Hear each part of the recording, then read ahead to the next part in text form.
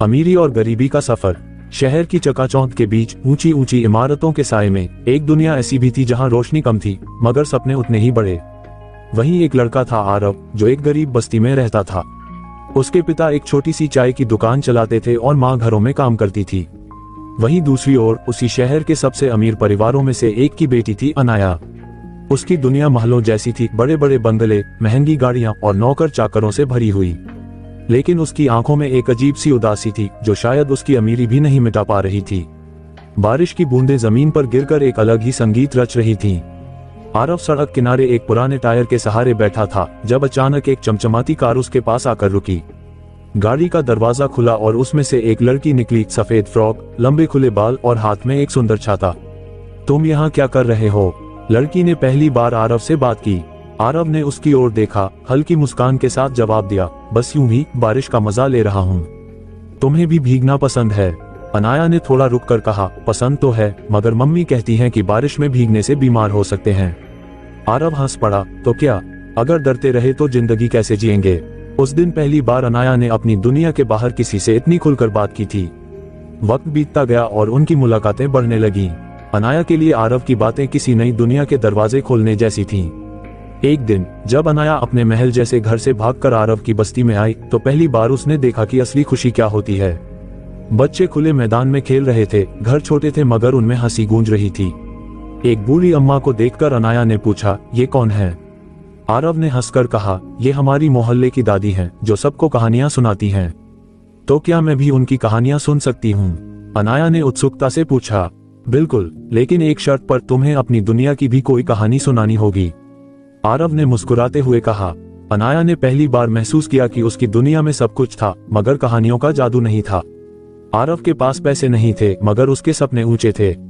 वह पढ़ लिख कर कुछ बनना चाहता था मगर हालात उसके खिलाफ थे। एक दिन अनाया ने उससे पूछा, तुम्हारा सबसे बड़ा सपना क्या है? आरव ने बिना सोचे जवाब दिया, मैं बड़ा आदमी बनना चाहता हूँ ताकि किसी को गरीबी में न जीना पड़े। अनाया ने उसकी आंखों में चमक देखी और कहा, अगर तुम्हें मौका मिले तो तुम क्या करोगे? आरव ने गहरी सांस ली और कहा, मुझे बस एक मौका चाहिए, फिर देखना मैं दुनिया बदल दूंगा।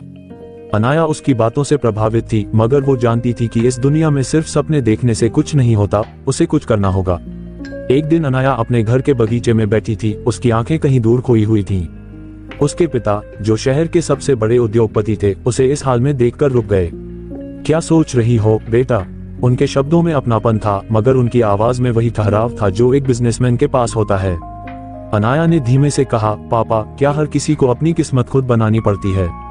उसके पिता मुस्कुराए, ज्यादातर हाँ, लेकिन कुछ लोगों को सही वक्त पर सही मौका भी मिल जाता है। क्यों पूछ रही हो? अनाया ने झिझकते हुए कहा, अगर कोई बहुत मेहनती हो मगर उसके पास कोई साधन न हो तो क्या वो कभी बड़ा आदमी बन सकता है? पिता ने उसकी आंखों में कुछ तलाशने की कोशिश की। अगर उसमें काबिलियत हो तो हाँ, लेकिन दुनिया में सिर्फ मेहनत ही काफी नहीं होती बेटा, उसे किसी की मदद भी चाहिए होती है। अनाया को अब अपने अगले कदम का एहसास हो चुका था। अगले दिन जब आरव अपनी चाय की दुकान के पास बैठा था, अनाया वहां आई। उसकी आंखों में एक अलग चमक थी। तुम सच में अपनी किस्मत बदलना चाहते हो? उसने सीधे पूछा। आरव ने बिना सोचे जवाब दिया, हाँ।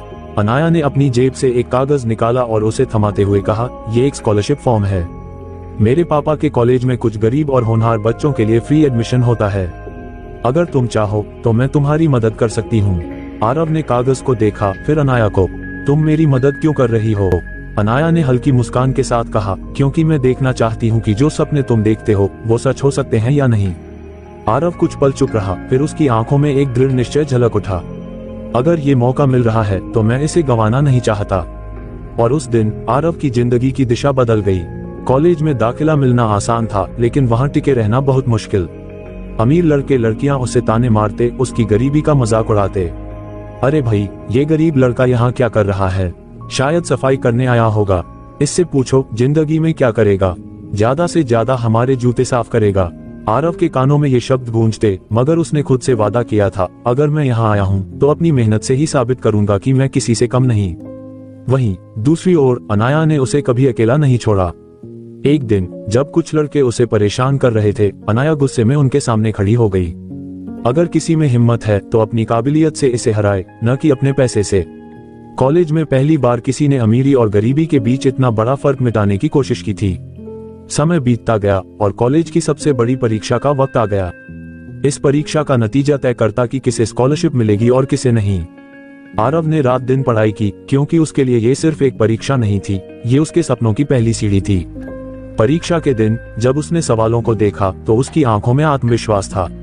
उसने कलम उठाए और अपने भविष्य की कहानी लिखनी शुरू कर दी। पर क्या उसकी मेहनत रंग लाएगी? परीक्षा के नतीजे आने वाले थे और पूरे कॉलेज में उत्सुकता थी। आरव का दिल जोरों से धड़क रहा था। अनाया उसके पास खड़ी थी, उसकी आंखों में भी वही बेचैनी थी। अगर तुमने अपना बेस्ट दिया है तो रिजल्ट की चिंता मत करो, अनाया ने उसे दिलासा दिया। पर आरव जानता था कि यह सिर्फ एक परीक्षा नहीं थी, यह उसकी जिंदगी का सबसे बड़ा इम्तिहान था। जब परिणाम घोषित हुआ तो पूरा हॉल तालियों से गूंज उठा। आरव टॉप कर चुका था। उसके चेहरे पर डिसबिलीफ और खुशी के मिले जुले भाव थे। जिन लोगों ने उसे नीचा दिखाया था वे अब दंग खड़े थे। कॉलेज के डीन ने मंच पर आकर कहा, इस साल की स्कॉलरशिप विजेता आरव। आरव मंच पर गया और उसकी आंखों में नमी थी। उसने अनाया की ओर देखा, अगर वह उसकी मदद न करती तो शायद यह संभव नहीं होता। कॉलेज खत्म होते ही आरव को एक बड़ी मल्टीनेशनल कंपनी से जॉब ऑफर मिला। उसकी मेहनत रंग लाई थी। अनाया उसके लिए खुश थी, लेकिन कहीं न कहीं उसे एहसास हो रहा था कि अब उनके रास्ते अलग हो सकते हैं। विदाई के दिन आरव ने अनाया से कहा, मैं तुम्हारा हमेशा एहसानमंद रहूंगा। तुमने न होती तो शायद मैं कभी यहाँ तक नहीं पहुँच पाता। अनाया मुस्कुराई, तुम्हें सिर्फ एक मौके की जरूरत थी और तुमने खुद को साबित किया। अब आगे जो भी करोगे उसमें भी सफल रहना। आरव ने वादा किया, एक दिन मैं लौटूंगा जब मैं अपने पैरों पर पूरी तरह खड़ा हो जाऊंगा। और उस दिन मैं सिर्फ एहसानमंद दोस्त बनकर नहीं आऊंगा, बल्कि तुम्हारे बराबर खड़ा होने लायक इंसान बनकर आऊंगा। 5 साल बीत गए। अब आरव एक सफल बिजनेसमैन था। उसने मेहनत से अपनी खुद की कंपनी खड़ी की थी।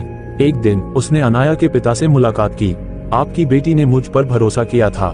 आज मैं यहाँ हूँ क्योंकि उसने मुझे वो मौका दिया जो शायद कोई और नहीं देता। अब मैं चाहता हूँ कि आप भी मुझ पर भरोसा करें। अनाया के पिता ने उसे गौर से देखा, फिर मुस्कुराए। तुमने साबित कर दिया कि सच्ची मेहनत से इंसान अपनी किस्मत बदल सकता है। उसी शाम आरव अनाया से मिला। तुम्हें याद है मैंने वादा किया था, उसने हल्के से कहा। अनाया ने सिर हिलाया, हाँ, और तुमने अपना वादा पूरा किया। उसकी आंखों में गर्व था, क्योंकि आरव अब वही गरीब लड़का नहीं था जो कभी चाय की दुकान पर बैठा करता था। वह अब अपनी मेहनत से बना एक इंसान, जिसने साबित कर दिया था कि सपने देखने का हक सबको है, बस उन्हें सच करने के लिए सही रास्ता और सही इंसान मिलना चाहिए। ये कहानी सिर्फ गरीबी और अमीरी की नहीं है, ये कहानी उस विश्वास की है जो किसी की जिंदगी बदल सकता है। ये कहानी बताती है कि हर किसी को जीवन में एक मौके की जरूरत होती है, और अगर सही इंसान उसे मौका दे तो वह दुनिया बदल सकता है।